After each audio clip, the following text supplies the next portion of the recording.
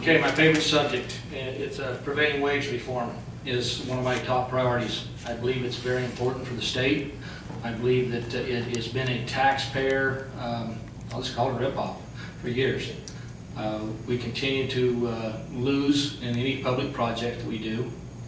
When we can do other projects throughout the state for 20 to 25% less without prevailing wage, and we continue to make the public entities have to pay prevailing wage anything that goes over $100,000. So looking for reform.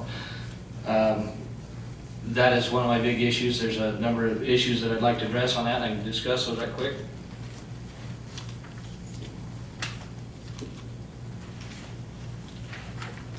Basically, one of them is applying more average equitability to these wages.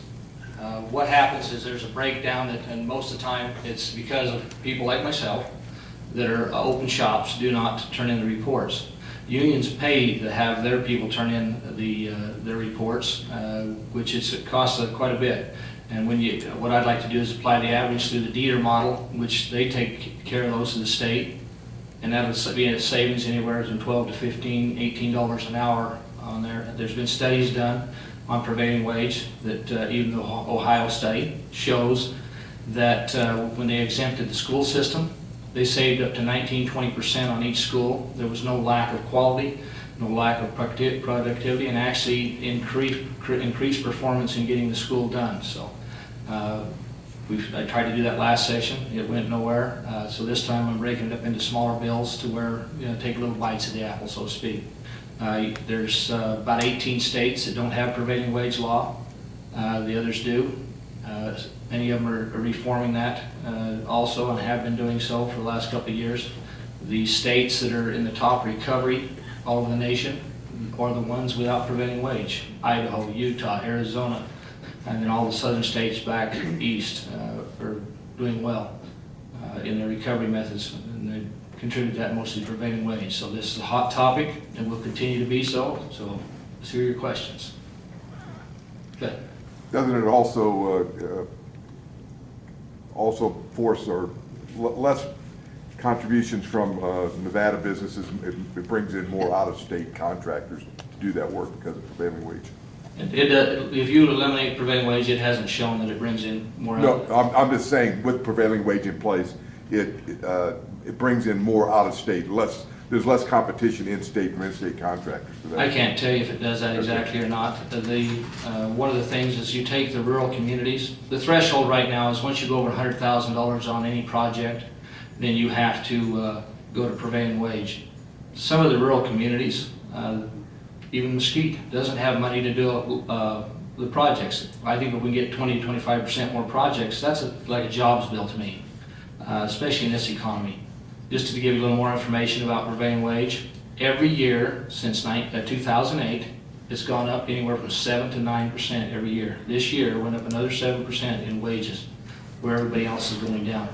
Now that's not prevailing wages law's fault. That's the way it was designed to work. So if 51% of those people that turn in reports to the state labor commission or union, that's what it goes. One of the reforms that I'd like to see is those dollars that go into the employee's pocket are the ones that I would like to see.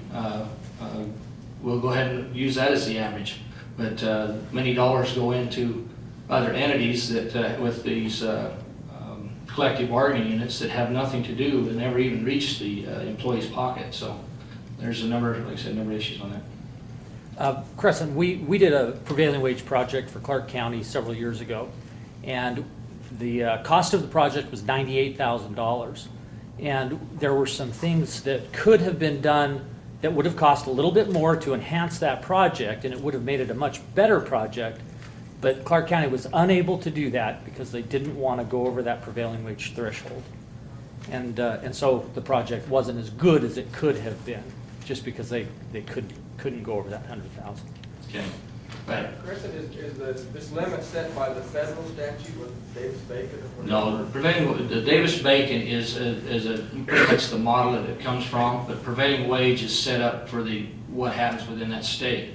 But even Davis-Bacon is higher in our state because of prevailing wage, because what Davis-Bacon says, use that wage or the higher wage. So the state of Nevada could just simply eliminate the prevailing wage statute and they wouldn't be subject to. They could, yes. It's, and actually, the federal government is looking hard at eliminating the Davis-Bacon wage. So things are, with the market the way it is nowadays in the construction industry, it's a pretty competitive market. It's tough to find good, competent employees. The other things that out there, one of the studies that was done by Beacon Hill, from 2005 to 2008, there was a $1,164,000 done for the Clark County School District. $57,690 would have been the savings based on their study if you didn't have prevailing wage. So, you know, do we really care about children? Think about that. Over the last decade, we've spent $4.7 billion in the state for school structures. Now that's well over close to $400 million of savings that we could have.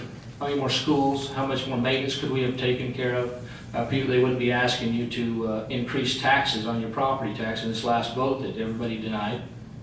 We would have been well set to continue to take care of those students and put them in good, competent buildings and continue to maintain those structures. But it's been a battle. Anything else? Better?